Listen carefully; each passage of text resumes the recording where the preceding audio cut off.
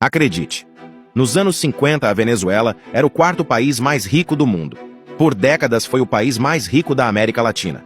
E hoje em dia, com o discurso e ações tomadas por Hugo Chávez e que tiveram continuidade com Maduro, e que hoje, infelizmente, se assemelham, e muito, com o discurso e ações que Lula vem tomando atualmente no Brasil.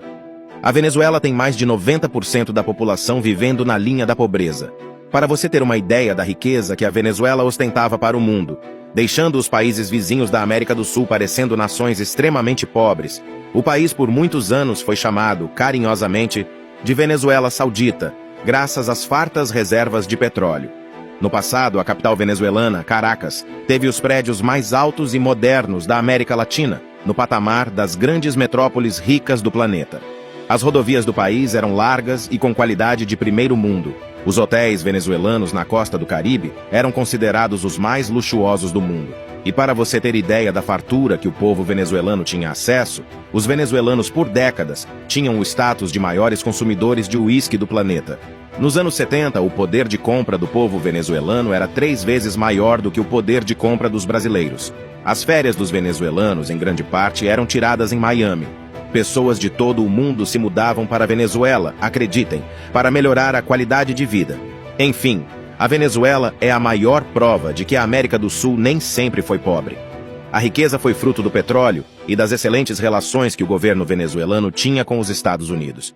Por muito tempo, Venezuela e Estados Unidos foram consideradas nações irmãs, totalmente o contrário de hoje. Fartura de empregos, uma população relativamente muito bem instruída e economia forte.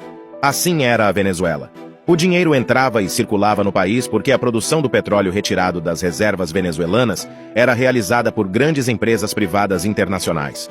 O divisor de águas da fartura para o fracasso teve início quando o governo expulsou as grandes empresas internacionais e estatizou a produção de petróleo.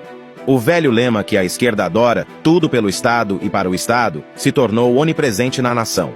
O dinheiro passou a entrar em grande quantidade para o governo, e aí que a corrupção se tornou gigante. Os petrodólares, que antes saíam da iniciativa privada e voltavam a circular entre o povo venezuelano, começaram a ficar estagnados no Estado. Promessas de melhorias, discursos populistas, a velha narrativa de que o inimigo era os Estados Unidos e o velho e destruidor corporativismo. O governo começou a favorecer empresas privadas da Venezuela através de negociações corruptas. Curiosamente, no mesmo contexto das que ocorreram durante anos nos governos Lula e Dilma, e estão voltando a ocorrer entre Odebrecht e PT no Brasil. Então chegou Hugo Chávez implantando de vez o chavismo.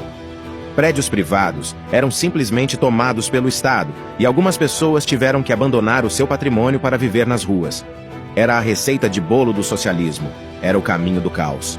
Hugo Chávez morreu e então entrou o Maduro, que segue destruindo o país até hoje e colocando a culpa nos outros, assim como a esquerda brasileira faz. Atualmente a moeda na Venezuela não vale praticamente nada. A violência é assustadora, fazendo com que a Venezuela atualmente seja um dos países mais violentos do mundo, com 3 vezes mais homicídios que o Brasil. Faltam remédios, faltam bens básicos, podendo-se citar o exemplo da falta de papel higiênico. A educação tem péssima qualidade, aumentando consideravelmente o índice de analfabetismo, ano a ano. E a fome assola o país. Para se ter uma ideia da gravidade da situação, um estudo realizado em 2020 concluiu que no ano anterior, o povo venezuelano havia perdido, em média, 11 quilos por pessoa. É o caos instaurado e sem previsão para encerrar. Segue o discurso populista de Maduro, que tem o judiciário e praticamente todas as instâncias do poder nas próprias mãos, se reelegendo eleição após eleição em eleições extremamente suspeitas. Veja só, mais uma coincidência com a atual realidade brasileira. E para vangloriar um dos responsáveis pela miséria e destruição do país, o Maduro, Lula ainda traz o ditador fantasiado de democrata para o Brasil para os orgasmos da ala esquerdista brasileira. Vale lembrar da dívida que a Venezuela tem com o Brasil.